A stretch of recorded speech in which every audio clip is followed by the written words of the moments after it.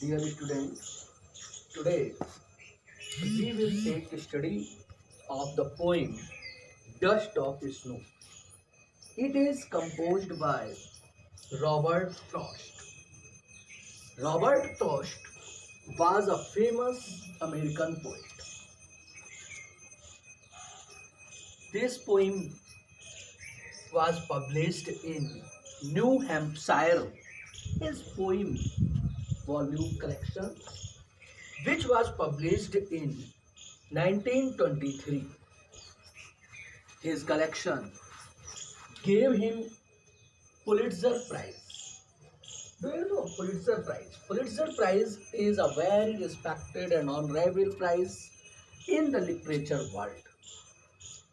Our first Prime Minister Pandit Jawaharlal Nehru was fond of this miracle poet Robert Frost. Before the last breath of his life, he was meditating. Robert Frost one famous popular poem, Stopping by Woods or a Snowy Evening. On the table, when Pandit Nehru was found as a dead person, there was a one broad paper on which last three lines of this poem was written by Pandit Nehru. What were lines? But I have promises to keep and miles to go before I sleep. And miles to go before I sleep. Pandit Jawaharlal Nehru Robert Frost को बहुत अधिक पसंद करते थे और उन्होंने इस कविता को पढ़ते हुए ही अपना शरीर त्यागा। लास्ट लाइंस का मतलब है कि मैंने अपने भगवान से वायदा किया है कि मुझे बहुत काम करना है इससे पहले कि मुझे नींद आए, अर्थात मुझे मृत्यु आए, उससे पहले मुझे बहुत दूर जाना है, बहुत दूर वर्क करना है। Now let us discuss about the poem dust of snow. There is three background of this poem. Students, on the screen you are finding only 8 lines of the poem, but these 8 lines has a very vital meaning in the world, in a human society. Robert, पहले तो हमें इस कविता के लिए इसकी background देखनी पड़ेगी कि कविता क्यों और किस माहौल में बनाई गई है। एक सर्दी का दिन है, रात हो रही है, सुबह है, सुबह का समय है, चारों तरफ बर्फ गिर रही है, महीन पाउडरी बर्फ वहां गिर रही, जो कि एक ठंडा प्रदेश है और वहां पर बर्फ के फ्लेक्स में पाउडरी हल्के हल्के टुकड़े, बर्फ के टुकड़े पेड़ों की चोटियों को ढक दिया है। रॉबर्ट फ्रॉस्ट भी वहां पर है। वहां एक पेड़ हेमलॉक अपने इंडियन लैंग्वेज में धतूरा बोला जाता है। एक हेमलॉक का पेड़ वहां पर है और उस हेमलॉक पेड़ की चोटी भी बर्फ के पाउडर से ढकी हुई है। पोएट उसी हेमलॉक पेड़ के नीचे खड़ा है।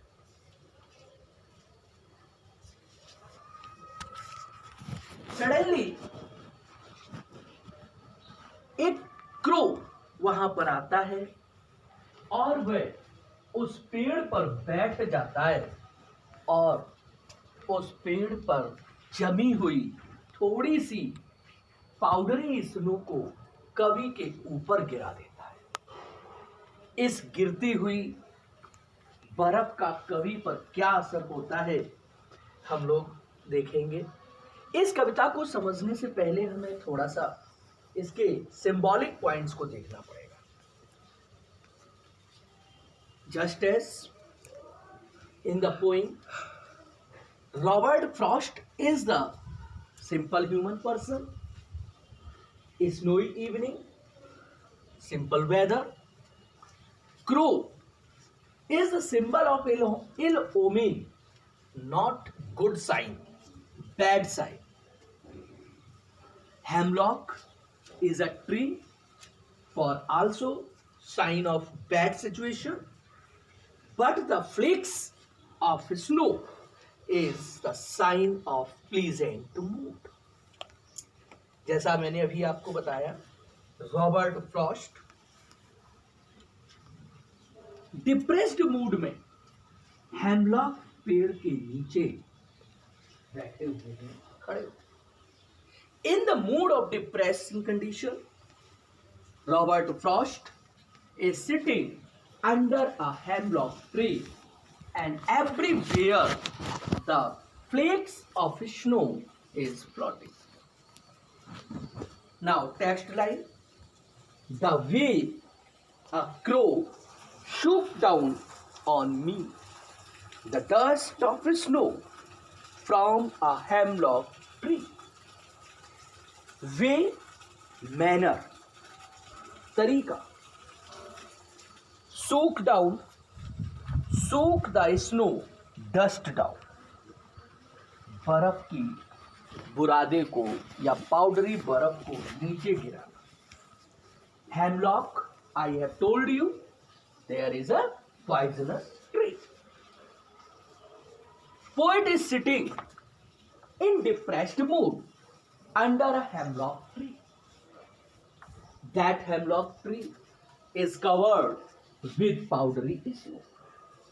On the top, suddenly a crow came, perched on the top of that hemlock tree, and he shook some particle of powdery snow on the poet. In this stanza, you are finding hemlock and crow is the symbol of negativity, while dust of snow is the symbol of positivity. How? Let us move to second stanza. Has given my heart a change of mood and saved some part of a day I had rued. A change of mood. A change of mood means a change in the present condition of mind. Mood को, मन को बदल देना. Shaped, protected. Part, portion. Rude, feeling sad deeply. Now in these lines, poet has turned up into philosophical way. Poet is saying in simple way that the incident of crow. What is the incident of crow? Crow has shook down the particle of dust from the hemlock tree top on to Robert Frost. That Robert Frost who is sitting under the hemlock tree. This incident has changed his mind, his heart. I have told you already, Robert Frost depressed mood में बैठा था, लेकिन जैसे ही उसके ऊपर बर्फ के टुकड़े, बर्फ के पाउडरी धूल उसके ऊपर गिरी, उसका मन बदल गया. His heart and his mind has changed. He was feeling at that time that this incident had saved his valuable time. How this incident has saved valuable time?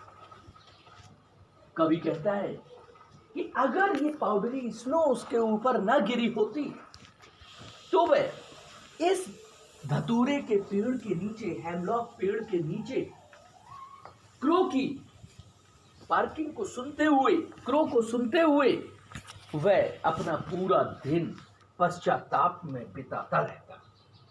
लेकिन जैसे ही पाउडरी स्नो ने उसे टच किया तो उसका mood change हुआ और उसने अपने दिन के कुछ भाग को बचा लिया। Saved some part of a day I had rued. कुछ कौन सा पार्ट?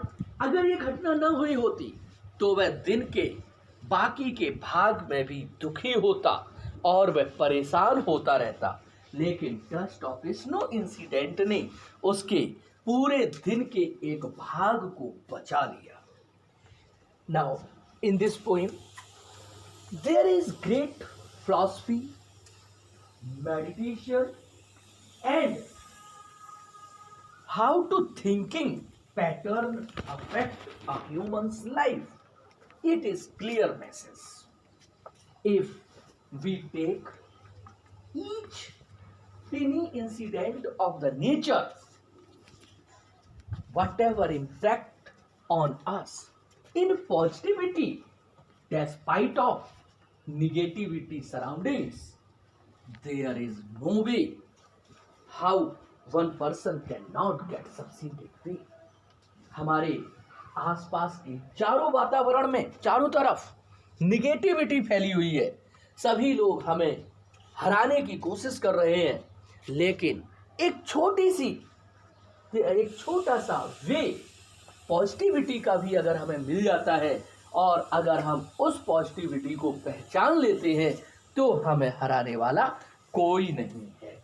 जैसा कि इस कविता में भी आपने देखा कि कवि दुखी है, परेशान है, हेमलॉक पेड़ के नीचे बैठा है, वहाँ क्रो है, क्रो भी निगेटिविटी है, हेमलॉक भी निगेटिविटी है, लेकिन डस्ट ऑफ स्नो ने उसके मूड को चेंज कर दिया और जहाँ वो डिप्रेस्ड था अब वो ये सोचने लगा कि इस डस्ट ऑफ पार्टिकल ने, इस डस्ट ऑफ स्नो ने उसकी लाइफ को चेंज किया है, उसके जीवन का, उसके दिन का एक भाग बचा लिया है।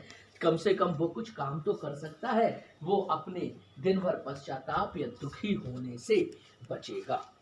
Next video you will find the next lesson of footprints without feet, lesson 1। Thank you. Now I want to keep you remind in your memory that if you are finding any problem from your text, you can contact from YouTube's channel Bharat English Classes and Learning English Era channel. Thank you.